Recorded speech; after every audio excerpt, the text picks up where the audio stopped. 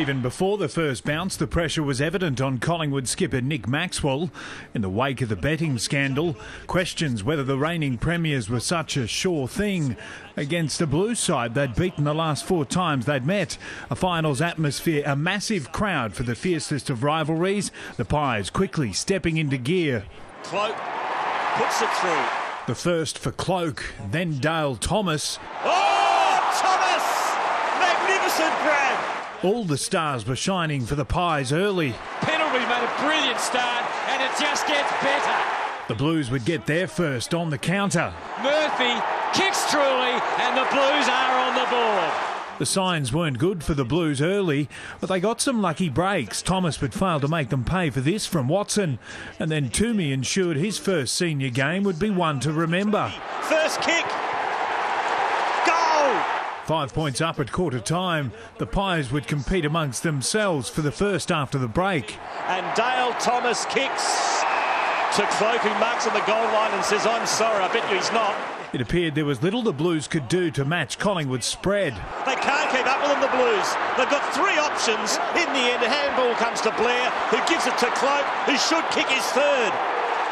But for all their dominance, the Pies hadn't hammered the scoreboard. Scotland catching everyone off guard to keep the Blues in touch. Walker manhandled, taken care of. The ball might have got through for a goal somehow. Amazing. Collingwood weren't having any trouble with contested marks up forward. Into the pocket. Good kick. It's a good kick. Mark taken by Keith. The 21-year-old ex-soccer player from Gympie in Queensland with his first AFL goal. But it was what happened next which would have Mick Malthouse fuming. Eddie Betts takes the mark. He wants to play on. Great handball to Murphy. Smart play, Blues. Just 11 points the difference at half-time. The Blues with their tails up and it was game on. Walker squeezes the kick out. Blues get the all-important first goal of the third term. It would be a stunning start to the third quarter with 5 goals shared inside 5 minutes. Side bottoms, the pick of them. He went up rather than dribble as most of them do. Maybe they'll start kicking in the air instead of dribbling now. What a goal from side bottom. He made that up as he went along. But the Blues would hit straight back every time. So Thornton tapped it off to Walker. Squeezes the kick out. It's a goal. Travis Cloak was proving a handful for the Blues without Michael Jamieson at the back, but he wasn't making them pay. Betts, though, would do precisely that. And that'll do. That misses the post. It's through. It's 4 points the difference again. But the Pies would meet the challenge. Shifting Davis forward immediately paid dividends. Davis, Yaron, Davis, Blair. They're all there. And the goal is kicked by Leon. The Blues, however, were fighting fire with fire. Garlett would find his range from 50. There you go. A sign of things to come at Collingwood. The master and his apprentice concocting a 17-point three-quarter time lead. Important goal.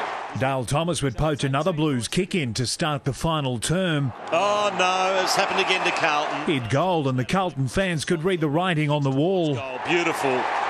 Left to right up, it's a goal. That took the lead to 24, and while the Blues would continue to punch gamely from the ropes, the Pies machine would simply roll on. And for Zolo, I've already seen he loves to run in and kick a goal. And how about doing that in front of 85,000? Collingwood 14-1 for the season. Nick Maxwell and his team putting the betting scandal distraction behind them. Yeah, I was just trying to focus on my role. Look, I just want to thank all the fans and all the supporters and my teammates for all the support they've given myself and Heath. Obviously, we dug our own grave, but it's still nice to have all that support, and they've been sensational for us. Carlton's position in the top 4 now seriously under threat after the 19-point loss. David Murdoch, Big Pond Sport.